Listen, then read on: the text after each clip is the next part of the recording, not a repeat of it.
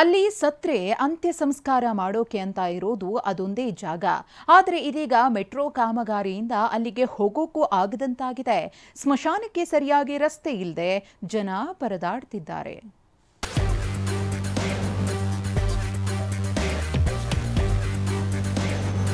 Metro ಕಾಮಗಾರಿಗೆ ಅಂತ ಸ್ಮಶಾನದ ರಸ್ತೆ ಬಂದ್.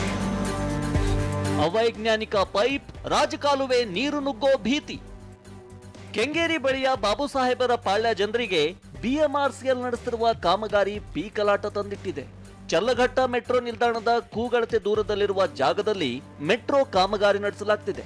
ಇದರಿಂದ ಸ್ಮಶಾನದ ಸಂಪರ್ಕ ಬಂದಾಗಿದ್ದು ಜನರಿಗೆ ಸಂಕಷ್ಟ ತಂದಿಟ್ಟಿದೆ. ಸ್ಮಶಾನಕ್ಕೆ ಶವ ಸಾಗಿಸಲು ಆಗದೆ ಪರದಾಡ್ತಿದ್ದಾರೆ. ರಾಜಧಾನಿ ಬೆಂಗಳೂರಿನಲ್ಲಿ ನಮ್ಮ ಮೆಟ್ರೋ ಬಂದ ತಕ್ಷಣ ಸಾಕಷ್ಟು ಜನರಿಗೆ ಅನುಕೂಲ ಆಗಿದೆ. ಆದರೆ ಕೆಂಗೇರಿಯ ಬಾಬಾ ಸಾಹೇಬರ ಪಾಳ್ಯ ಏನಿದೆ, ಇಲ್ಲಿಯ ಜನರಿಗೆ ಇದೀಗ ಮೆಟ್ರೋ ಕಾಮಗಾರಿಯಿಂದ ಸಂಕಷ್ಟ ಎದುರಾಗಿರುವಂಥದ್ದು. ಸದ್ಯ ನೀವು ಗಮನಿಸ್ತಾ ಇರುವಂಥ ಜಾಗ ಏನಿದೆ, ಇದು ಈ ಊರಿನ ಸ್ಮಶಾನದ ಜಾಗ. ಮೆಟ್ರೋ ಕಾಮಗಾರಿ ನಡೀತಿರೋದ್ರಿಂದ ಈ ಒಂದು ಜಾಗಕ್ಕೆ ಬರೋದಕ್ಕೂ ಕೂಡ ಗ್ರಾಮಸ್ಥರು ಪರದಾಡುವಂಥ ಪರಿಸ್ಥಿತಿ ನಿರ್ಮಾಣ ಆಗಿದೆ. ಸದ್ಯ ಗಮನಿಸ್ತಾ ಇದ್ದೀರಾ, ಇಲ್ಲಿಂದ ಕೂಗಳತೆ ದೂರದಲ್ಲೇ ಮೆಟ್ರೋ ಕಾಮಗಾರಿ ಕೂಡ ನಡೀತಾ ಇದೆ. ಜೊತೆಗೆ ಅಲ್ಲಿ ರಾಜಕಾಲುವೆ ಕೂಡ ಹರಿತಾ ಇರುವಂಥದ್ದು. ಈ ಒಂದು ಜಾಗದಿಂದ ಈಗ ಇಡೀ ಸ್ಮಶಾನಕ್ಕೆ ಬರ್ತಕ್ಕಂಥ ಜನರಿಗೆ ಸಮಸ್ಯೆ ಎದುರಾಗಿದೆ. ಇನ್ನು ಸ್ಮಶಾನದ ಪಕ್ಕದಲ್ಲೇ ರಾಜಕಾಲುವೆ ಕೂಡ ಹಾದು ಹೋಗಿದೆ.